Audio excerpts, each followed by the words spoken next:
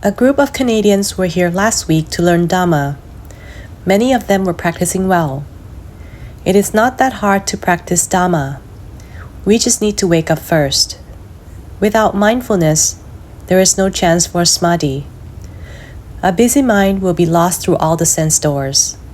It is lost out in thought, outside itself all the time. We forget about our body and mind. Going on like that, we can never develop wisdom to understand the truth about body and mind. So we need to practice to be mindful. We have been lost so far. Most of the time, we are lost in thought. When looking at things, we get lost in looking. When listening, we get lost in listening. When there is a road accident, traffic becomes heavier. Crashing on one side of the road makes traffic heavier on both sides. Our minds wander outside ourselves because we feel the need to look. Some people get scared of what they see, scared of dead body, but still want to see the scene. At that moment, we forget about our body and mind. We need to become aware of our body and mind. When breathing out, we know so.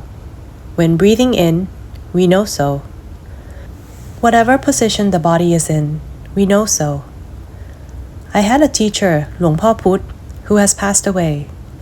He taught people how to practice Dhamma, but his teaching did not sound like Dhamma practice. Back then, people looked down on him. They even thought that he didn't know how to practice. He taught us to be mindful when standing, walking, sitting, lying down, eating, drinking, doing things, speaking, and thinking. It doesn't sound like a Dhamma practice, but it's an exceptional one. Feel the body standing. That is mindfulness. A step further is to know that the body which is standing is not us. It is the mind that sees the body standing. Seeing that the mind is also not us is cultivating wisdom. If we can see that it is the body that walks, sits, or lies down, that is mindfulness. There is a step further to see the more subtle truth. The one that sits or sleeps is not us. It is a material thing. It is something physical in a particular position. The mind that is observing is just an abstract thing. It is not us either. This is wisdom cultivation. Whether standing, walking, sitting, eating, drinking, doing, speaking, or thinking, who does so? The body does. Who is the one that thinks? The mind is. It can think in a good or bad way. Such thinking can bring happiness or suffering. Keep being aware of body and mind. See the body do the standing, walking, sitting, sleeping, eating, drinking, doing, and speaking. Some of us talk with no mindfulness. Listening to some people submit their homework, I'm dismayed. They talk mindlessly to me. Oh, will they ever improve? Mostly, women are emotional to me. Men are not so emotional submitting homework. Women are hard to take at times, talking mindlessly. It is easier to lose mindfulness in talking than other actions. It is also difficult to be mindful while eating. I asked some of you how many times they chew in one day. They didn't have a clue. 20 times, some answered. I can tell it is impossible just by looking. Perhaps close to 200 times all day. To be aware of body positions is easy, but eating is harder. For drinking, it depends on what you drink. If alcohol, no chance to be mindful. If drinking water, cultivating mindfulness is doable. Drinking cold water on a hot day, the coolness slowly pours into the stomach. It flows to the stomach and spread over. Just know it. It is hard to have mindfulness in eating and talking. We are hungry. We just want to shove it in. Having mindfulness while talking is the most difficult. So when we start off practicing Dhamma, We have to be diligent and careful not to get lost in group energy. Take time to meditate, not with friends all the time. Take appropriate amount of food and sleep. Moderate eating. Putting the effort to wake the mind up. Cultivating mindfulness. Stay away from associating with others. Seeing friends, we are pressured to talk, right? Have you ever experienced having nothing to say, but having to say something? There is a story about Luangpu Dun. When Luangpu Sam visited Luangpu Dun, no followers tagged along. Unlike me, when visiting my teachers, people would follow. Sometimes nuns also follow along. When people saw me at Wat Pa Salawan, they would rush to come to listen to my homework. But when Luangpu Sam visited Luangpu Dun, he would sit quietly and say nothing for hours. Then he would say, "I'm leaving." That was it. Then Luangpu Dun would simply reply, "Okay." When asked why there were no greetings, Luangpu Sam said, "There's no business. All business is done. No need to talk. Wasting time." When he thought of his teacher, he would visit him. His sole purpose was to visit and pay respect. He did not ask any questions. Luangpu Dun did not teach either, because it was not necessary to. They were the ones who said nothing when meeting. Others talk a lot. When talking to friends, we lose mindfulness, especially when it gets to the emotional point. When we argue or chit-chat, we also lose mindfulness. A friend told me a story about his residence area. One day, he walked to a fresh market. He saw a Chinese merchant chopping meat with a cleaver. Another Chinese pointed fingers at the first merchant while holding a cooking pan. My friend thought they were fighting, but they were both having fun talking. Did they have mindfulness then? No. At that moment, they forgot about their body and mind. So if we want to practice mindfulness in daily life the right way, eat and sleep the right amount. Don't be too engrossed in group activities. Be aware more often. We are engaged with too much texting and smartphones. We don't even see our friends' faces, socializing on screen. If you want to be liberated, use this device only when necessary. Using it in the wrong way, it busies your mind too much. You cannot be impartial using the phone. Some people defend themselves that when their fingers move, their mind is steady. This is a waste of time. We must consider carefully what promotes mindfulness. Too much eating or sleeping is not healthy. Starving and sleep deprivation are not healthy either. There are also different types of masters. Some practice better by starving. Others practice well when sleeping less. A master in the northeast of Thailand told me stories. He and Luangpu Fan were opposite to each other. Luangpu Fan could sleep less and practice poorly without eating. My master could skip meals, but unable to sleep less. If not enough sleep, he would be dozy for days. Staying up one night, he would need 3 days recovery. So, we see for ourselves the appropriate amount of eating and sleeping.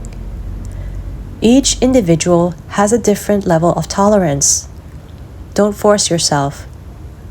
Seek solitude and practice awareness often. Each morning we wake up, our life shortens by 1 day. Let's keep developing the quality of our mind. Time is very limited, so be diligent. When I was a practitioner as a layman, as soon as I woke up, I could notice that consciousness started to move. Mindfulness works that fast. I could see the mind working before the body. The mind is switched on, and then thoughts start to arise. The moment that the mind is switched on, The body is not yet sensed. Then awareness spreads out, and the sensing of the body re-emerges. I see the mind works from the very first stage. It spreads out to make contact with the body. Once making contact, the body is sensed in a sleeping position. Whatever position the body is, I know it right away. If you wake up, stretch, then say it's time to practice, that's already too late. Mindfulness is required regardless of place and time. Try to keep being aware. Being aware, we will see our body and mind. We do not forget the existence of body and mind. Once aware of them, observe further that the body is what the mind knows. Move your hand like me. Do it in a relaxed way. Can you sense that the hand moves? Just sense that the body moves. Don't be too stiff. That's too much. Doing it that way is unnatural. Just move and know so. If you feel hot, just move the fan and feel the body moving. If hot, we can do this. What do we feel from doing this? We see the body moving, and the mind is the watcher. The body that is moving is not us. It is just a feeling, not a thought. Fanning ourselves and feeling comfortable, we like it. Just know so. We can see that the liking has come in. It was not there moments ago. It shows impermanence. We will see that things come and go. They are impermanent. We will see that it's hot, but we fan ourselves with comfort. We did not intend to feel comfort, but it arose by itself. Suddenly, a fly starts bothering us. Aversion arises. Glancing at it, we forget our mindfulness. Now, it is not about the mind observing the moving body. It is about the mind watching the fly. Actually, it is not the mind that sees the fly. It is me watching it. It will feel like wanting to hit the fly. Then we hit it. After that, we make an excuse. All beings die following the law of karma. Then we are back to practice. Without mindfulness, we are not practicing anymore. So keep practicing. Whether standing, walking, sitting, sleeping, eating, drinking, doing, or speaking. Be aware of the body and mind. See the truth about the body and mind. Oh, a lot of monk visitors today. Are there enough chairs?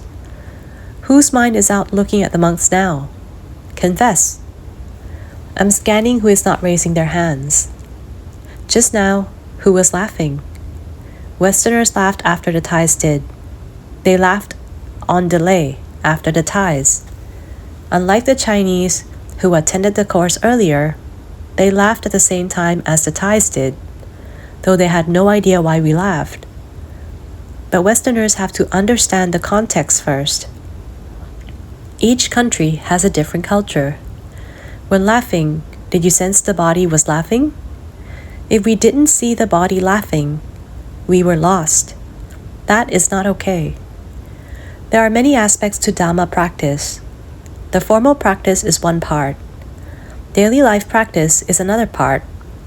The formal practice is a supporting factor. It makes us stronger in daily life practice. The most important part is the daily life practice. It is in our everyday life. If you're only good at formal meditation but never practice it in daily life, you cannot progress. Unless you do sitting meditation 10 to 14 hours a day, or practice walking meditation for more than 10 hours. Those people don't have to earn a living, just practice the whole day. But people like us have limited time for formal practice. It's not productive to just try to be good during our meditation. Do the formal practice every day, paying respect to the Buddha. Doing sitting or walking meditation is one part. Strengthening the mind to develop wisdom is another part. If we can do formal practice, we should. It is useful. Useful, but not vital. There is some degree of difference. Our daily life practice is vital, but the formal practice is useful. Some people cannot do well in formal practice. They pay respect to Buddha and do minimal chanting. They cannot do peaceful meditation. But they are good at seeing their body moving and their mind thinking all day. Who is the one that thinks? The mind is. Thinking and then happiness arises, no so. Thinking and then sadness arises, just no so. After thinking, if there is wholesomeness, greed or anger, just no so. This is being aware in daily life. Practice being mindful in our daily life and learn to do a form of practice later. Everybody, smile sweetly. The Westerners have a nice sweet smile. The Thais turn around to see the Westerners. I told you to see yourself smile, not others. Now when I ask, they are full smiles. After breakfast, you might want to just grin instead. You are insecure, as if you haven't brushed your teeth yet. Be aware of what we do. The body smells, know it. The body breathes, know it. The body stands, walks, sits, sleeps, eats, drinks, or speaks, just know so. The mind thinks, know so. If we move off to think but do not know so, happiness and unhappiness will occur, followed by suffering. If aware of it, we would not fabricate further. Keep practicing. 30 years ago, as a layperson, I submitted my homework to a master. The master's attendant was there and said to me, "How can you practice so well? Your progress in 2 years is like a monk practicing 10 to 20 years. I practiced from morning till night. The only time I didn't practice was thinking at work." For us, our time for practice is very limited. We waste time getting lost in thought. I have cultivated awareness since I was a layman, aware of whatever I did with a relaxed mind. The mind did not wander off but wasn't being pressured. Being aware intensely is not good. Over-focusing. Just be aware in a relaxed way. One of the great masters called me knower. Luangpu Sim called me the knower. What did I know? I knew myself. Not lottery numbers, just aware of myself. I did not know past lives or the future. There was present moment awareness. I had fast results because I practiced all day long. Even in meetings, once everything was prepared, when preparing my work and documents, analyzing, I could not cultivate mindfulness. I focused on my work, getting ready for the meeting, then entering the meeting room, I'd see who's joining. Seeing some faces, oh no, today is not going to be fun. This guy rambles on and on. There's no substance. He should be a politician. My mind looked down on him. He talked too much with no substance.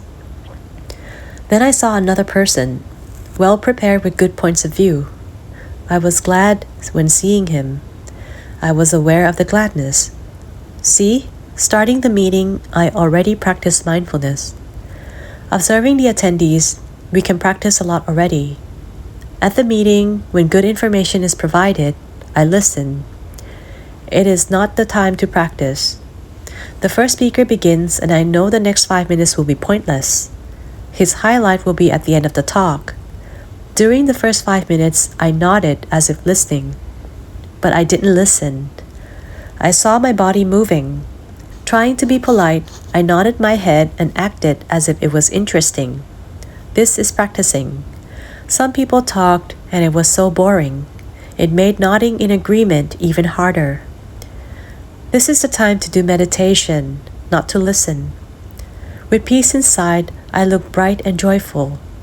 Just the odd moment, I checked in on the progress. Still nowhere. Okay, time to get back to my meditation. There are a lot of this type of people at meetings. Eating, we can practice. At the cafeteria, there are so many food stalls. About 10 food stations at our office. We know what kind of food is provided. Each of them sells the same food every day. No surprise. Then we think what we like to eat. If we like to have this kind of food, walking to that food station, we know the mind is wanting. Knowing the body is walking over, I used to love omelets over rice. It was easy and quick to make. After lunch, I would do walking meditation. At times, the omelet is thick and puffy, looking yummy. But upon tasting, there is no seasoning. What kind of bland omelet this is? Anger arises. We expected to have something we like, but we cannot get it. Aversion comes in. Just know that we are not happy. This is practice in daily life. We wait for a bus and it hasn't arrived. Getting late for work, the mind is worried. Just know so. Glad that the bus comes. Just know so. The bus is not crowded. We are happy. But it doesn't stop. Then we get angry. From happiness, we turn to be mad again. Keep learning and knowing the mind. Do not force yourself. We keep learning about ourselves. One day, wisdom will arise. It will come up like a flash. We will see that the mind is not us. Nothing is us. It is easy to see that the body is not us. It is just a material thing. It is like a cave for the mind to reside in. Elements come in and go out. Easy to see. When we see how the mind works over and over again, one day we will see that the mind is not us. When the mind is not us, our self does not exist. We know that the body exists. Thoughts and feelings exist, but there is no us. If there is no us, where is suffering located? Suffering is of the body. It is just a feeling. There is no us who suffers. When physical, verbal, or mental activities take place, it is the body and mind that work, not us. There is action, but no doer. The mind will see the truth. When the body ages, gets ill, and dies, it is the body that does all these things, not us. Happy or unhappy feelings, it is not us who is happy or unhappy. Good or bad feelings come up. It is not us who is good or bad. It is just what comes and goes. We will see that the world is like a dream. This world is just an illusion. The mind reaching this truth will be awakened, fresh and very blissful. When facing problems, most people are stressed. We will suffer far less than others because we realize that there is no self. When there is no self, there is no room for suffering inside. Suffering stays at a distance. Suffering is at the body and feelings. It stays outside. Only minimal suffering can touch our heart. Keep practicing until we reach the ultimate wisdom. That is letting go of the mind that is the knower. To reach the stream entry stage of enlightenment, we will know that the knower or the mind is not us. The mind here refers to the one that knows, not the one that gets lost. While the mind is a joyful knower, it is not us. When it reaches such ultimate wisdom, it will realize that the knower is suffering. Suffering is not only sensing unpleasant conditions. All sense contact and thoughts are seen as suffering. Even when the mind makes no contact, staying on its own, with only subtle feelings inside, and in deep, peaceful state, suffering is still there. When wisdom breaks through that the knower is suffering, the mind will let go of the knower. Once the mind lets go of the knower, it will no longer attach to anything. The 5 aggregates exist because of the mind. Only one mental moment creates all 5 aggregates. From 5 aggregates, feelings spread out. Our self exists, followed by possession of things. Others also exist, and they possess things too. There are possessions, world, and universe. The universe exists, to us, all from one mental moment. All happy, sad, good, and bad states, each arises accompanied by one mind moment at a time. Releasing attachment, the mind will not be clinging anymore. The mind will reach an incredible state. It is peaceful, bright, and purified. Our mind is not purified, it is contaminated. Defilements are hiding inside. See? A state of peacefulness, brightness, and purification with no more fabrications, no more exploration, with all mental actions stopped, there is nothing left. The mind reaches an incredible state. It is boundless, with no shape, place, coming, or going. Our unenlightened mind has boundaries, moving here and there. It moves through the sense doors. Outside, the mind has no shape nor boundary. If the mind has a boundary, it will be in a shape. The enlightened mind has no movement inside. Our unenlightened mind has wild movements inside. Can you sense that? The higher the degree of defilement, the wilder the movement. The feeling will get stronger. Keep practicing. Keep learning. Take 15 minutes a day to do formal meditation. Pay respect to Buddha and chant. Breathe out and know it. Breathe in and know it. Or do walking meditation and be aware of it. See the mind moving with the observing mind. Keep knowing when the mind wanders off. Or do sitting meditation and watch the body sitting. See the body breathing with the observing mind. If the mind drifts to thought, just know so. If the mind stays fixed at the breath, just know so. Be aware of the mind moving back and forth. In formal practice, try to work on this mindfulness a lot. The mind will have correct concentration and become the knower. Once gaining such quality of mind, cultivate wisdom in daily life. Without correct concentration, the mind is not the knower. It cannot truly develop mindfulness in daily life. The mind will be too busy. In developing wisdom, if restless, do calmness meditation. Breathe out and know it. Breathe in and know it. If you have 2 minutes, do it for 2 minutes. If you have 5 minutes, do it for 5 minutes. Gradually collect this kind of mindfulness every day. Then you will progress in daily life practice. First, be mindful by seeing that there is a body and mind. Later, we will see the truth of these things.